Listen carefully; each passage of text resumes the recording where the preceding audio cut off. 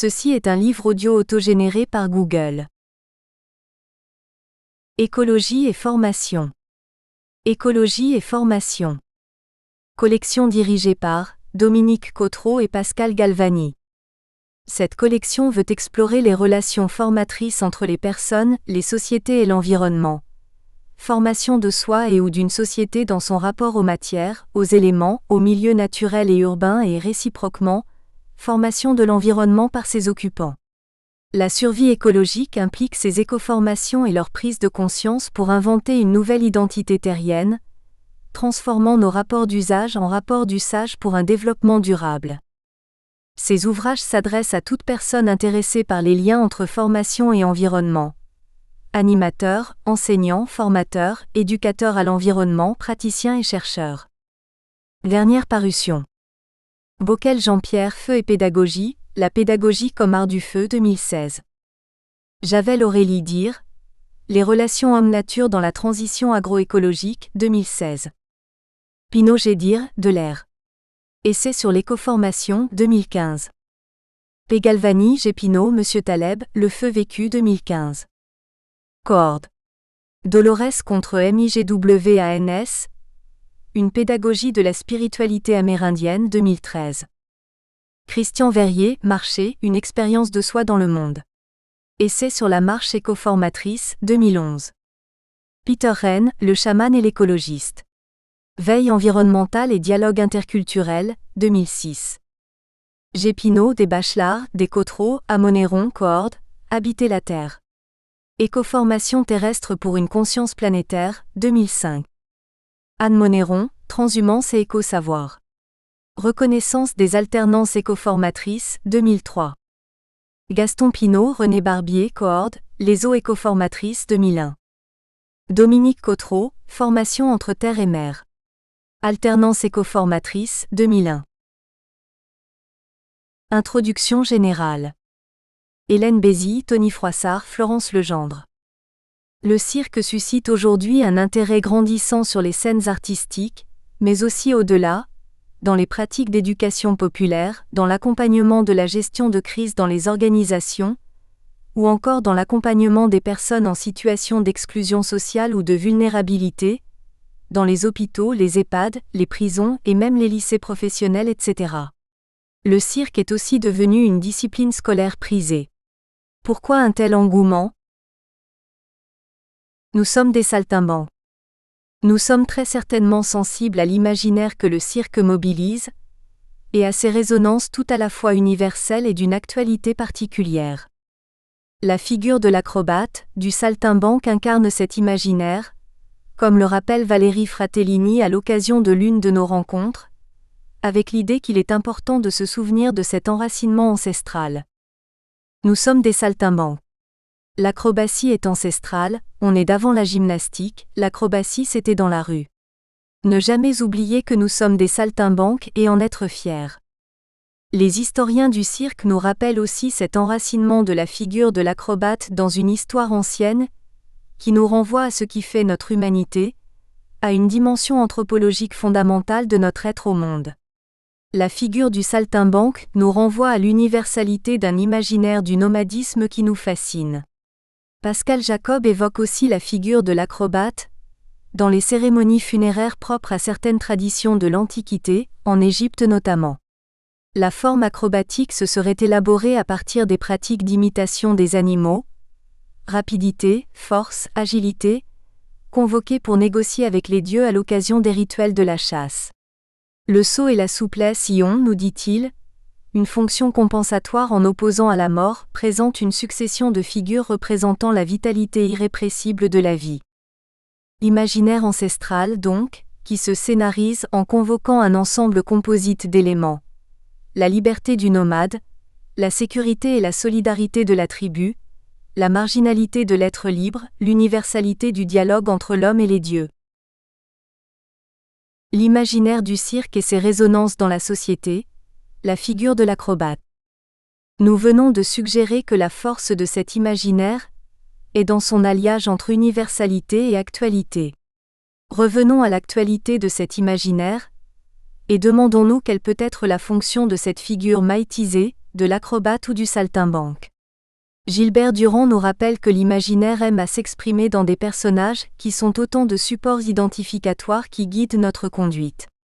La figure de l'acrobate est d'autant plus fascinante qu'elle résonne avec une mythologie du sujet contemporain, un sujet problématique, en crise, incertain, un sujet dont l'unité ne va plus de soi, un sujet pluriel, un sujet sur qui pèsent des injonctions à la prise de risque individuelle sans filet. Ces figures nous aident aujourd'hui à compenser sur le plan imaginaire et à travers le jeu des identifications, les limites que nous impose la réalité, à l'enjoliver. La mise en scène de l'envol et de la chute, de l'équilibre et du déséquilibre, de la suspension qu'incarne l'acrobate, en mettant en valeur la liberté du sujet, son art de se jouer de l'incertain, du risque, remplit bien cette fonction compensatoire d'un imaginaire du sujet dégagé des difficultés qui font l'objet des analyses actuelles de la sociologie du sujet. L'acrobatie, dans l'imaginaire contemporain, serait aussi la métaphore d'un exercice auquel nous sommes contraints de nous livrer, avec plus ou moins de bonheur pour certains, avec l'injonction à la prise de risque, quand nos activités se déploient dans des environnements en transformation, quand nous sommes soumis à des exigences contradictoires, ambiguës, quand nous devons nous adapter à un environnement mouvant et complexe, quand nous devons jouer individuellement avec les équilibres précaires sous l'emprise d'une injonction à adaptabilité. Il se pourrait aussi que cet imaginaire du cirque, dans le monde actuel du cirque professionnel, vienne nourrir un storytelling séduisant au service d'un management œuvrant dans un monde professionnel en cours d'institutionnalisation.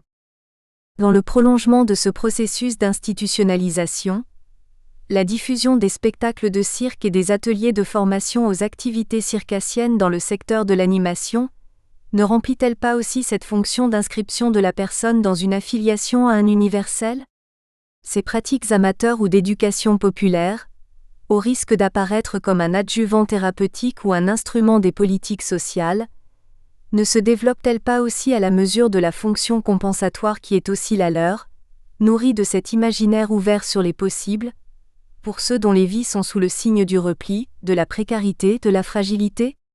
N'est-ce pas dans ce sens que l'on peut comprendre l'utilisation par Annie Fratellini, lors des formations qu'elle proposait aux communes qui accueillaient sa troupe et son spectacle dans le cadre de ses cours transplantés, de citations littéraires ou d'hommes de théâtre, comme celle de Jean-Louis Barrault qui voyait dans la figure de l'acrobate une mise en représentation de la vie ? Avec la mobilisation de cet imaginaire du cirque, nous retrouvons finalement la double face de l'imaginaire soulignée par des auteurs comme Gilbert Durand ou Cornelius Castoriadis. D'un côté la force productrice, créatrice des images, de l'autre leur pouvoir d'aveuglement de l'heure. Mais cet imaginaire du cirque est bien sûr aussi plus que cela quand il nourrit et constitue le terreau de la formation. C'est le cas dans le micro-monde fratellinien, auquel nous nous intéressons plus particulièrement dans cet ouvrage. C'est un imaginaire sédimenté et revisité au fil des générations, une forme culturelle partagée par les membres de ce monde, qui oriente l'engagement de chacun dans l'activité, comme le rappelle cette image proposée par Annie Fratellini. Pour qu'un arbre pousse, il lui faut des racines. Il n'y a pas de création possible si l'on ignore les origines d'un art. Fratellini, une écoformation professionnelle des artistes de cirque. Notre exploration s'attache à donner de la visibilité à la dimension écologique dans laquelle s'inscrit la formation professionnelle au sein de ce micro-monde du cirque qu'est Fratellini. Ainsi, l'accueil de cet ouvrage dans une collection Écologie et formation ne doit rien au hasard. Le titre de la collection lui-même, loin d'obéir à un effet de mode, s'inscrit dans une histoire au long cours, histoire d'un groupe de recherche sur l'écoformation. C'est-à-dire, il y a le postulat selon lequel le milieu dans lequel nous vivons nous forme dans une influence réciproque que porte l'idée d'écoformation et d'écosystème. Cotreau, 2017. Les chercheurs se sont donc donné pour tâche dès les années 2000, sous l'impulsion notamment des travaux fondateurs de Gaston Pinault sur l'autoformation, d'explorer les relations écoformatrices entre les personnes, le monde social, les milieux naturels, les éléments eau, air, terre, feu. Dans cette perspective, le sensible est naturellement au cœur de la formation, comme le rappelle Valérie Fratellini. Le sensible est défini de façon poétique par René Barbier, membre de ce groupe de chercheurs évoqué précédemment de la façon suivante. J'appelle sensibilité la forme élaborée du sentiment de la reliance. Une empathie généralisée à tout ce qui vit et à tout ce qui est. Barbier R. 1997, page 11. Définition qui fait écho à la conception de Valérie Fratellini. Parce que la transmission, ça passe par les oreilles, les yeux, la bouche, le toucher. Plus globalement, la reliance avec l'environnement par le sensible est constitutive d'une approche écologique de la formation au devenir artiste de cirque. Le jeu de l'être avec son milieu, l'équilibre, le déséquilibre, l'envol, la chute sont autant d'expériences qui constituent la matière de la formation. Cette idée est très présente dans l'histoire fratellinienne, comme le rappelle cette archive.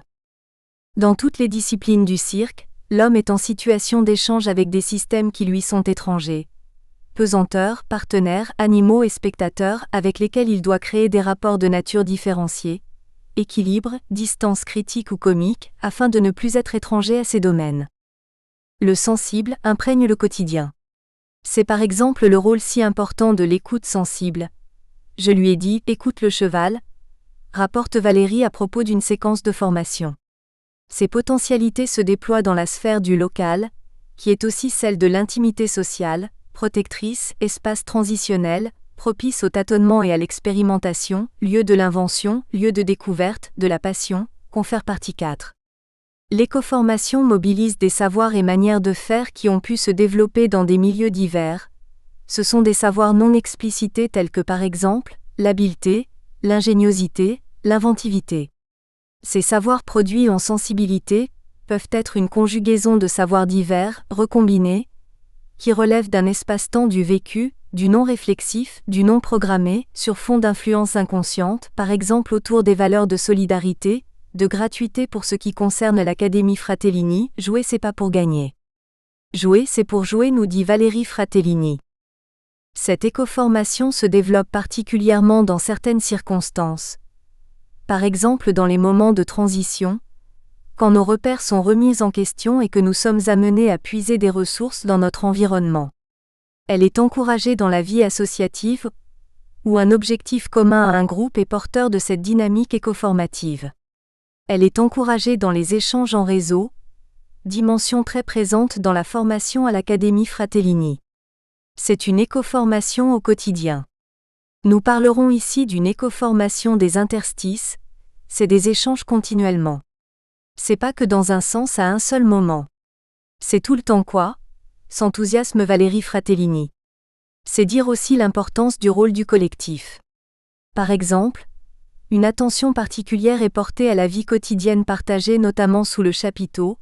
Le chapiteau n'est pas un lieu de transmission. C'est le lieu de tous les possibles, nous confie Valérie Fratellini. Un collectif élargi au réseau, enseignants, apprentis, artistes formés à Fratellini, et aux spectateurs qui jouent un rôle important à travers ce partage du sensible à l'occasion des représentations. La place de cette écoformation professionnelle est présente à Fratellini, mais fait aussi partie historiquement d'une culture du métier. Cette dimension apparaît dans le témoignage biographique d'une artiste confirmée, Vanessa Pahude. Poussée dans le métier par sa grand-mère qui dirigeait une école de cirque, elle enseigne dès 14 ans dans cette école, forme d'enseignement mutuel où les artistes de 8 à 18 ans sont mélangés. Donc quand je suis arrivée à Fratellini, en 2006, je savais déjà ce que c'était travailler en lumière, travailler en chapiteau, le monter, le démonter, travailler en groupe. Cette formation par les pairs, et par le public, est considérée ici comme une dimension de l'écoformation, la dimension relationnelle qui se conjugue avec la relation au milieu, à l'environnement, qui peut révéler ses potentialités quand il y a carence dans la transmission comme elle l'explique. Chez la grand-mère, on a été responsabilisé et autonomisé dans le travail très tôt. C'est aussi parce que les enseignants n'avaient pas forcément un très haut niveau technique, alors on eut très vite la possibilité de chercher par nous-mêmes. Mais pas seulement. Et après je pense aussi que d'avoir joué très tôt en public, parce qu'à 6 ans j'étais déjà en scène et ça aussi c'est une autre zone d'expérience, mais on apprend à sentir le public et à être en représentation et à être à l'aise d'être en représentation. On l'aura compris, la tâche n'est pas aisée quand il s'agit d'explorer dans leur complexité les liens entre auto-sociaux et coformation, en sensibilité. Sans oublier les liens avec l'anthropoformation, Pinault 2003, Théorisation qui émerge également dans ce contexte et est tout à fait pertinente pour éclairer notre propos dans cet ouvrage. L'anthropoformation oriente en effet l'attention vers des dimensions de l'apprentissage qui échappent à une conception plus formelle, académique, mais qui peuvent être saisies notamment à travers l'exploration de L'. Histoire de vie collective de Fratellini sur plusieurs générations, à travers également les biographies de formation des enseignants et responsables de Fratellini dont Valérie Fratellini, responsable pédagogique et porteuse de l'histoire familiale.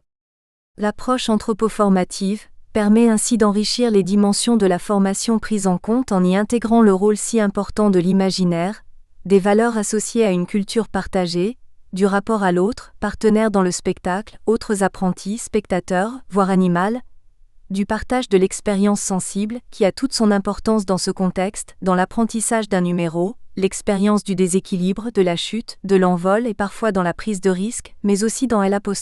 Apprentissage par la participation à la vie quotidienne de l'école. Le parti pris de l'ouvrage est de partir de cet exemple concret, en l'explorant à la manière d'une étude de cas, d'une monographie attentive à ces dimensions peu visibles de l'apprentissage. L'ambition de l'ouvrage est de ce point de vue, de contribuer à l'ouverture des horizons pour un renouvellement des approches de la formation.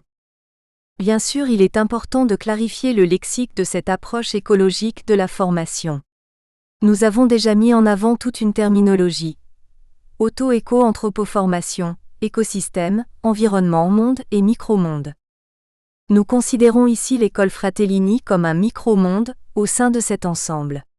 C'est un micro-monde qui s'est développé en se structurant au fil du temps et des relations avec l'environnement, autour d'un ensemble de valeurs, de pratiques, d'un imaginaire. Ce micro-monde fratellinien est considéré, dans la perspective qui est la nôtre, comme un ensemble écoformatif qui accueille et accompagne le développement du devenir artiste et prend en compte les autres écosystèmes auxquels il est relié. Ce micro-monde particulier est aussi une forme culturelle anthropoformative, qui s'affirme à travers un ensemble de valeurs et un imaginaire partagé, hérité, mais aussi sédimenté et revisité au fil des générations. Comme nous l'avons évoqué, la philosophie de la formation revendiquée dans ce cadre fait du sensible une dimension clé de la formation au sein de cet ensemble. L'intérêt de l'ouvrage réside donc notamment dans le renouvellement des approches de la formation. L'exploration du micro-monde proposé ici a pour ambition, au-delà du monde du cirque, de sensibiliser les professionnels de l'éducation, de la formation professionnelle, de la formation d'adultes notamment, à des aspects assez peu visibles des processus d'apprentissage, mais qui sont amplifiés dans le contexte des apprentissages du cirque. Le fil rouge, en forme de question pourrait être : qu'avons-nous à apprendre de cette exploration monographique ? Que nous apprend-elle concernant l'intérêt d'une approche écoformative, socioformative, anthropoformative de la formation ? Notamment concernant les métiers en transformation dans le domaine des arts, de l'éducation populaire, de l'intervention sociale.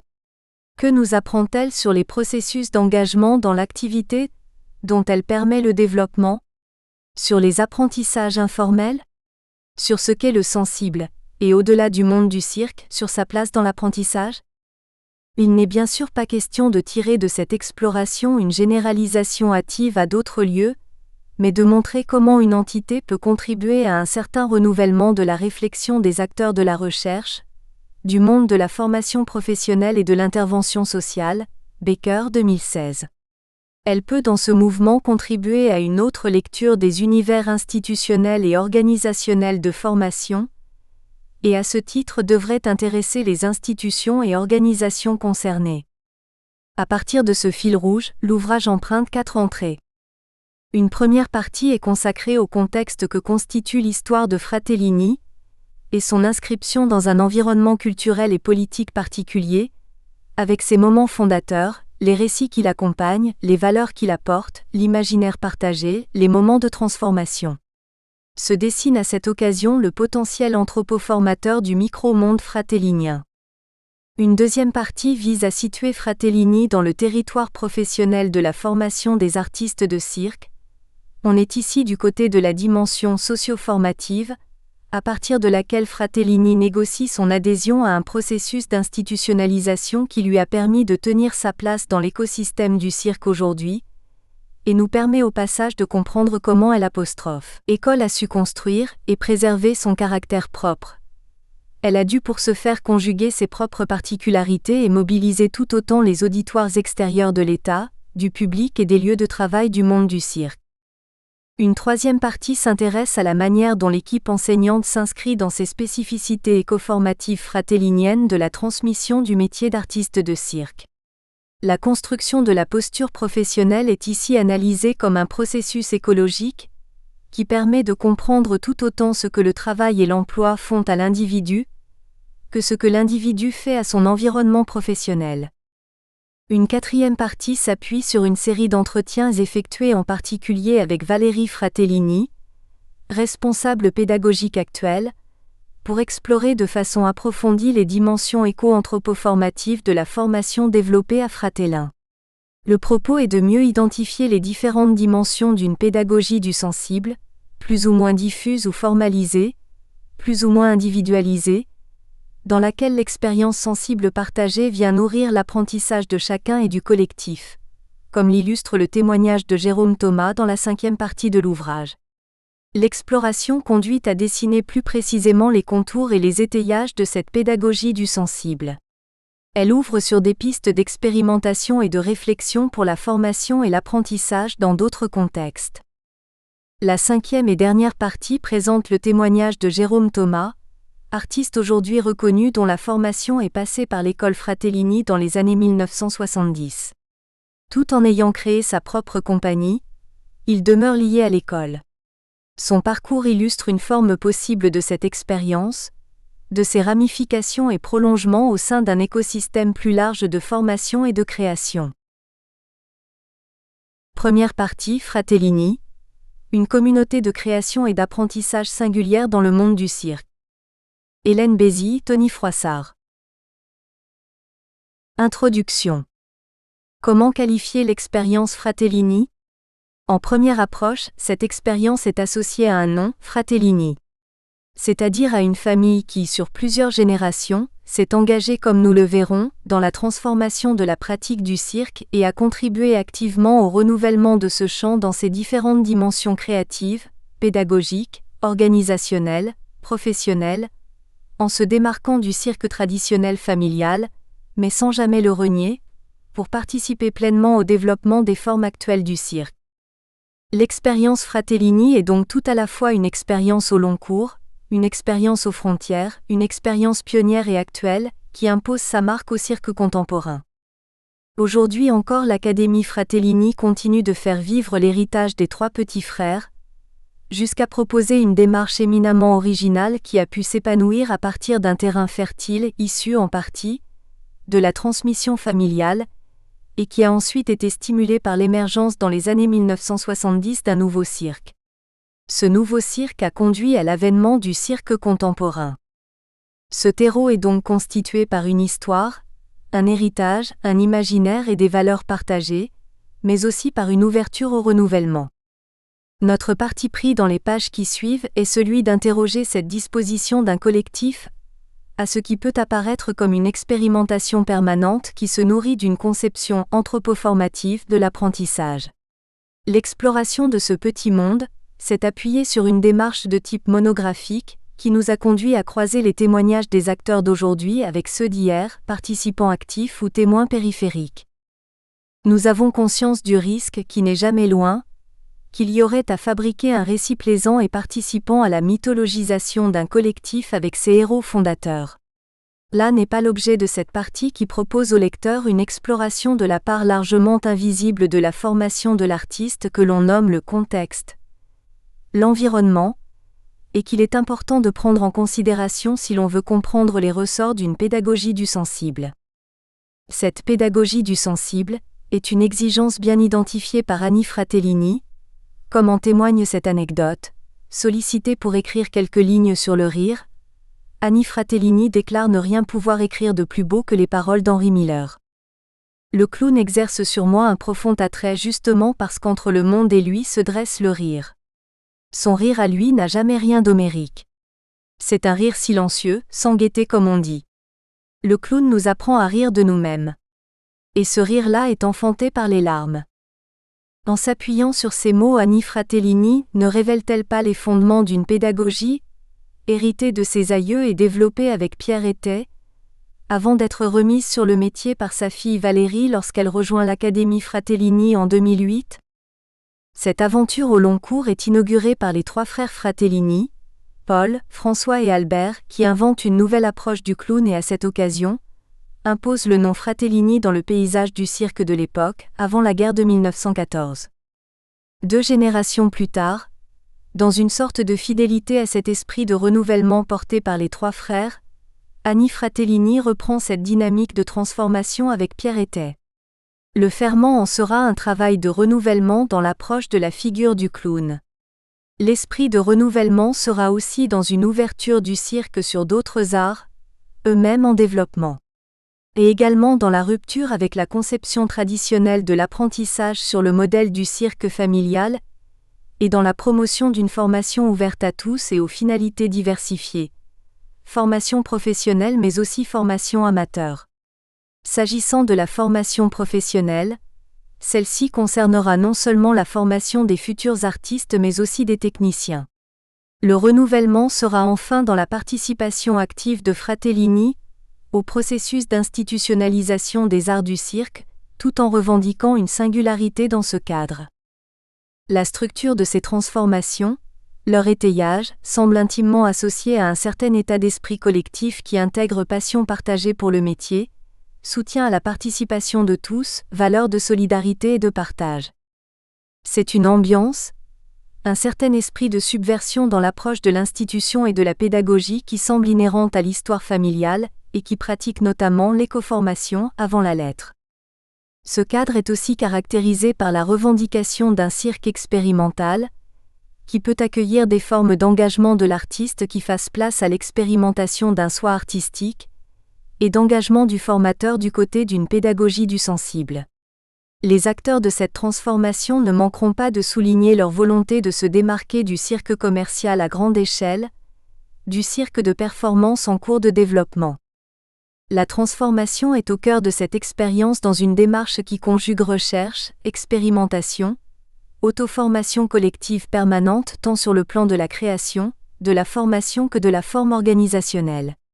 Cette approche fait écho à la théorie de l'anthropoformation qui conduit ici à envisager ce micro-monde qui constitue le milieu de développement de l'artiste en devenir, comme une entité elle-même en devenir permanent, Pinault 2003 page 41.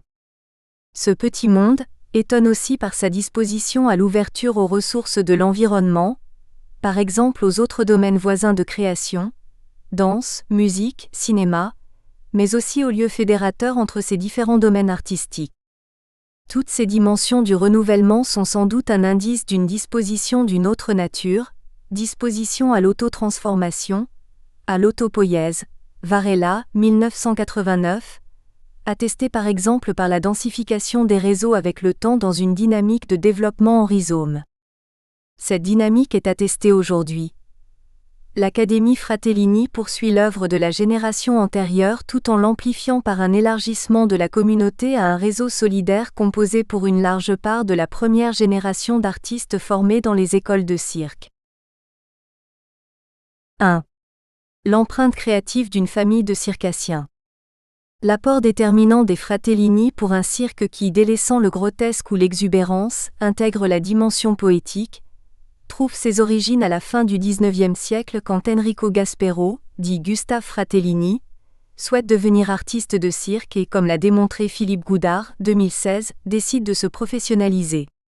3 de ses enfants, Albert François et Paolo, Paul, vont ensuite inscrire l'art des Fratellini, ibidem, dans un esprit créatif qui ébranle les codes circassiens, particulièrement par cet univers poétique qu'ils impulsent.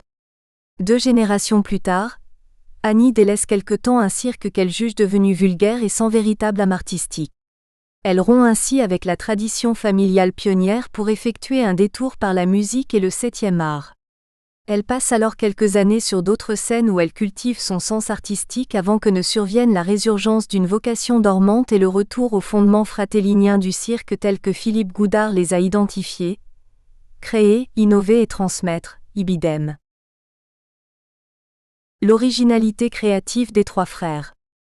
Très influents dans la première moitié du XXe siècle, les trois Fratellini participent à l'importante évolution esthétique qui gagne le monde du cirque, Gachet et Jacob 2004. Certes, le duo Fouty et Chocolat a contribué à sceller l'association de l'Auguste et du clown blanc, comme une représentation d'une relation entre un maltraité et un maltraitant, mais comme le montre l'historien Gérard Noiriel, cette interrelation entre le dominant et le dominé s'inscrit dans le contexte sociétal de la Belle Époque et relève alors de l'intellectualisation qui est faite des numéros de Fouty et Chocolat. En effet, Fouty et Chocolat, tout comme le sera plus tard le trio Fratellini, sont à l'avant-garde de l'humour et leur trajectoire croise celle d'artistes de leur temps, à l'instar de Toulouse-Lautrec, qui représente ces associations de clowns, ou encore Jean Cocteau, qui raconte ses souvenirs de spectateurs au Nouveau Cirque ou qui met en scène les Fratellini dans Le Bœuf sur le toit. Les trois Fratellini offrent à voir une modification profonde de la relation de scène entre un souffre-douleur et un personnage établi, car avec Paul, Albert et François, c'est la complémentarité du trio qui rayonne, ouvrant ainsi une nouvelle dimension artistique selon laquelle la voix d'une image globale et thématisée du spectacle se substitue à l'accumulation de gags. Dès lors, la poésie et la fantaisie du personnage de François, inspiré de Pierrot et d'Arlequin, transcendent la rudesse et la rigidité de l'homme en costume de notaire, incarné par Paul, tout comme elle répond à l'excentricité d'Albert Grimé pour rappeler les traits d'un homme noir. Ainsi associés pour former une entité, le trio indissoluble, les figures combinées de chaque artiste relient en un projet artistique l'homme établi, le marginal et le migrant pour délivrer un message comique et poétique. L'articulation fonctionne et l'on voit les Fratellini en champions de tir, en barbier ou en pompier. Se jouent donc ici les prémices de la scénarisation des arts du cirque et particulièrement de l'art clownesque. Les choix esthétiques, catégoriques, des trois Fratellini ont influencé la redéfinition de nombreux clowns et Auguste, Gachet, Opsy. Cette force complémentaire des trois Fratellini, où l'un exagère, l'autre poétise et le troisième émeut, est évoquée dans une chronique littéraire de la revue Femina. Incontestablement, la solidarité organique du trio interpelle le tout Paris. On peut par exemple lire dans La vie parisienne un dialogue fictif entre deux lycéennes dans lequel la complémentarité du trio et de leur jeu d'acteurs est montrée comme une clé permettant de comprendre le monde. Papa a écrit que les trois Fratellini lui faisaient penser à une équipe qui serait composée de Spinoza, Kant et Descartes. L'écrivain Pierre Macorlan rappelle quant à lui que le jeu de clown nous ramène à un état d'humanité primaire, et met en lumière cette solidarité organique. L'éblouissant costume pailleté de François Fratellini, la défroque de l'Auguste Albert qui s'est composé une tête de dieu nègre pour mieux faire valoir sans doute, l'honnête silhouette de notaire à cervelle de Hanneton que Paul, l'aîné des trois frères, promène sur la piste de Medrano, cerné par des spectateurs au visage plus désarmés que les leurs. Voilà pourquoi les Fratellini connaissent un succès grandissant. On apprend par exemple dans une monographie dédiée au théâtre que les Fratellini ont considérablement augmenté leurs ressources. On y apprend que bien au-delà des 6 000 francs par mois que leur allouait le cirque Medrano, leur engagement au cirque d'hiver leur permet de percevoir, en 1924, près de 25 000 francs mensuels, soit 4 fois plus environ. Incontestablement, le trio fait partie de la vie culturelle de l'entre-deux-guerres, et s'il bénéficie d'un important succès populaire, c'est que la complémentarité de chaque personnage donne au trio une certaine universalité, chacun constituant une partie du tout. Leur subtil jeu de scène dépasse la seule dimension burlesque car il associe poésie et rapports humains, et en cela, délivre un message artistique servi par un sens aiguisé de l'esthétique. L'empreinte est réelle et marque la saga Fratellini, Gachet Jacob Opsy. Dans les années 1930, la famille Fratellini devient plutôt sédentaire car Paul est devenu propriétaire du cinéma L'Agora, situé boulevard de Clichy dans le quartier parisien de Pigalle, à 2 pas du cirque Medrano. C'est à cette époque qu'Annie, très jeune enfant, découvre le 7e art. Par la suite, pendant la Seconde Guerre mondiale, son père, Victor, trapéziste en fin de carrière, lui apprend l'acrobatie au domicile familial. Et pour choisir les professeurs qui enseigneront la musique et la technique instrumentale du saxophone ou du piano, Fratellini, 1989, page 123, à sa fille, il exploite son réseau d'artistes parisiens installés près de la basilique du Sacré-Cœur ou à proximité du boulevard de Rochechouart et des places Pigalle ou Blanche. Baignée dans le milieu des artistes de Montmartre, la jeune Annie bénéficie donc dès son plus jeune âge d'une formation éclectique. Annie et la rupture avec le patriarcat. Une rupture importante se réalise quand Annie Fratellini, petite fille de Paul, souffrant de la rigidité d'un père exigeant et rigoriste, ibidem, cherche d'autres voies artistiques. D'autant plus qu'elle déplore le caractère mercantile d'un cirque qui assèche toute créativité et diminue la dimension poétique pour laisser en chemin l'artistique. Elle se démarque de cet univers circassien asservi par les nécessités économiques pour s'engager dans une carrière artistique. En raison d'une logique selon laquelle, chez les gens de cirque, une génération transmet à la suivante un ensemble de savoirs, savoir-faire et valeurs, Annie débute en 1948 au Cirque Medrano par un numéro d'équilibriste saxophoniste sur boule. Elle décroche ensuite un contrat avec un cirque allemand. La jeune adolescente découvre alors les dures lois du spectacle ambulant à travers toute l'Europe.